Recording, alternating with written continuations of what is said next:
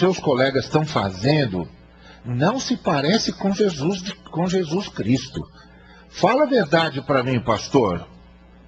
Parece com Jesus Cristo isso aqui? E eu tive de dizer, não parece. Porque o cara não é bobo, ele já leu sobre Jesus Cristo.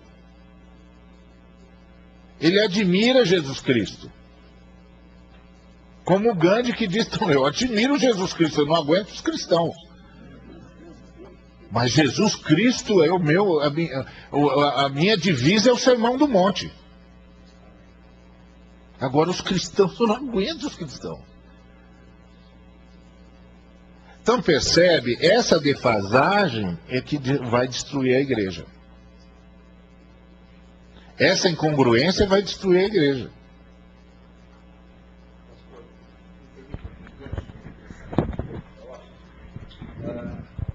Não sei quantos irmãos que puderam ouvir ontem noticiário pela manhã, que estava falando que um grupo de evangélicos no Distrito Federal estão entrando com uma ação justamente para serem indenizados e ser reparados a partir de uma lei da Constituição Federal, a Carta Magna, no artigo 236, se não me falha a memória, que fala justamente que o Estado, Município e União não vai favorecer ou conceder nada a nenhuma entidade religiosa. E eles estavam falando isso alusivo ao 12 de outubro, que é tido como dia de feriado nacional por Nossa Senhora, né, segundo a discussão desse advogado evangélico e um grupo também. E eles estão pedindo uma indenização de R$800 mil para cada evangélico durante todo esse tempo, que foi a partir da Constituição de 88. E depois colocaram esse debate na rua, né? E começaram a também consultar os bispos, os padres, e dizer, não, são oportunistas e tal, e que está ensejando também esse tipo de perseguição contra a igreja. E que vai cair nesse ponto. Estamos sendo perseguidos dentro da ótica do Mateus 5, ou dentro desse princípio elaborado pelo próprio homem hoje, que se acha perseguido porque julga que está sendo lesado ou que alguém está lhe tirando os seus direitos. E se o pessoal, se o Estado cancelar o feriado, eles cancelam a ação? Eles querem ser reparados. Então agora já não importa mais. Não dá nem para comentar uma coisa dessa. Então, esse tipo de coisa, como é que você trabalha um negócio desse? Porque se o camarada vai lá e diz assim, escuta, esse aqui é um Estado leigo, isso aqui é um Estado leigo, então não pode ter uma data religiosa, inclusive imposta para a nação toda. Tá certo? Certíssimo. O Estado tem de rever isso. Tá certíssimo. Agora, quando o sujeito diz, vocês nos impuseram um dia que é de uma religião que não é a nossa, e por causa disso você vai pagar R$800 mil para cada um de nós.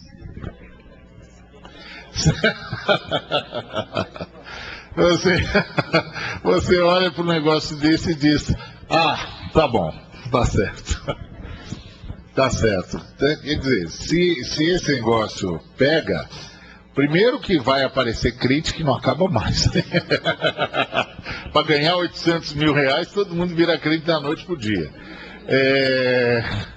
Segundo, que a melhor coisa, se passa um negócio desse, a melhor coisa que pode acontecer para nós é ter cada vez mais feriado católico, espírita. Vamos fazer um montão de feriado. Faz um feriado dos budistas também. Porque assim a gente ganha mais dinheiro. Olha.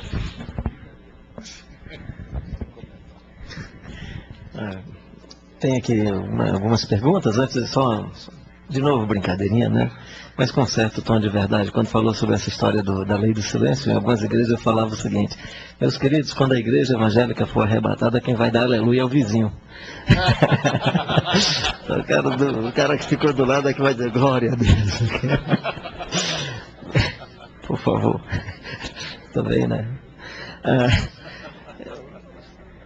Quais os primeiros passos para que isso aconteça, né? Como mudar ou como provocar estas mudanças? Entendi que é povo pedra, igreja mudanças, acho que é isso a questão, né?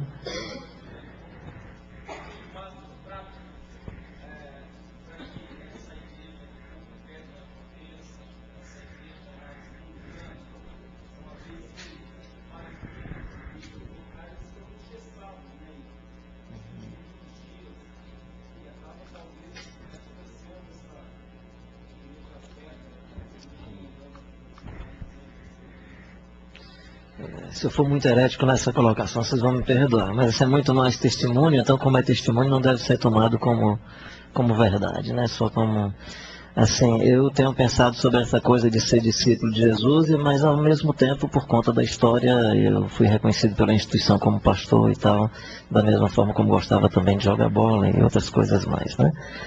E aí eu prefiro ser discípulo do que pastor. Então, por exemplo, entre esses dois papéis, o papel social, digamos, no espaço religioso, nesse sentido, já que o pastor no ambiente religioso deu essa conotação sacerdotal, e não apenas do cuidado de conviver com pessoas, de apoiar, de estar junto na caminhada, então por conta disso eu estou querendo ser mais discípulo do que pastor. Então, nesse aspecto, por exemplo, eu não tenho função nenhuma na igreja que eu participo, a não ser a função de, quando precisar da minha vocação pastoral, eu ser acionado por alguém ou alguém me buscar socorro. Então, não existe nenhuma função, digamos, institucional.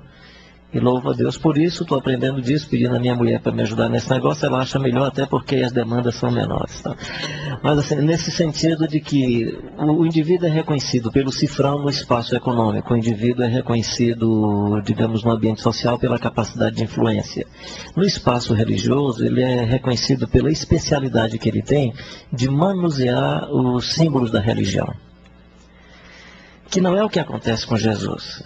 Então, deixa eu, por exemplo, quando Jesus diz assim, todas as vezes que comerem esse pão e esse vinho, vocês lembrem de mim. O que é que a religião faz? Ela vai pegar o pão e transformar numa presença mística de Jesus. Ou vai transformar o pão e o vinho num negócio abençoado. Ou seja, depois que eu orei por ele, ele perdeu a propriedade química que tinha e algum espírito está ali dentro dele que o pão agora é diferente. Eu presumo que Jesus não está falando nada disso. Quem faz isso é a religião, a mística da religião faz isso. Se é verdade que a comida de todo dia era aquele tipo de vinho fermentado, uva fermentada, e se a comida de todo dia era pão, que Jesus está dizendo assim, todas as vezes que vocês forem comer, se lembrem que eu morri por vocês. Jesus está dizendo assim, quando você pegar o cafezinho e o pãozinho, lembrem-se que eu morri por vocês.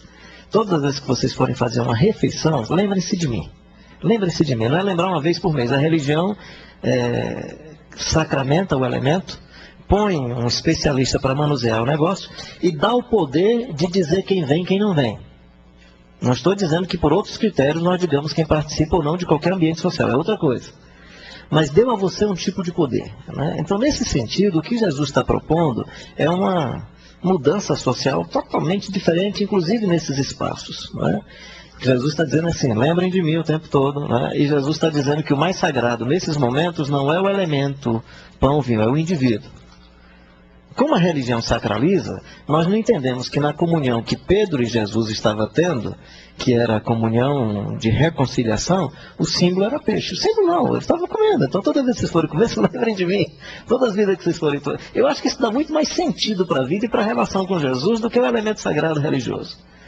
Então, como mudar esses negócios? Por exemplo, se na economia o cifrão é a moeda, se no ambiente social é o título, é outra coisa que você vai receber, no ambiente religioso é o poder que você tem para manusear esses símbolos da religião. Se nós não rompermos com isso, nós estaremos simplesmente com outros elementos, com outros símbolos, com outras sombras, repetindo os mesmos modelos. A única diferença é que o outro é cifrão e esse é elemento sagrado. Se o cara é um cara ético e correto, ele vai manusear o elemento sagrado sem se beneficiar dele. Se ele for um cara que tem cabeça no cifrão, ele pega o elemento sagrado e vai fazer disso uma oportunidade de negócio. Ou seja, Jesus não deu esse DNA. Se você pegar o modelo de Jesus, não cabe nesse negócio. Pode observar, 2 ou 3, não dá. Não dá. Quem é que é valorizado no ambiente de Jesus? A criança. Qual é a capacidade produtiva que tem a criança? Não cabe. Né? Aí Jesus diz, não, tem que ser o pobre. O pobre é muito ruim. Não dá, porque o pobre é muito complicado, todo sem jeito, né? O cheiro não toma banho direito. Tô falando de pobre, viu, gente? Tô falando de pobre que não tem água. Então não é para ser. Eu tenho o maior respeito e admiração. Aliás, eu gosto de cheiro do pobre.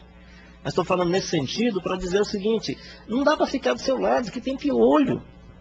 Não pega a minha, né? Não tem como. Mas assim. E ele diz: esse pessoal, né? Esse pessoal não cabe nesse esquema. Não cabe nesse esquema. Então, se nós queremos mudar, eu presumo que nós teremos que primeiro, assim, ter uma atitude de profundo arrependimento, de confissão, de, se tivesse um símbolo como os judeus tinham, de cinza e saco de estopa, ou qualquer truzimbanga,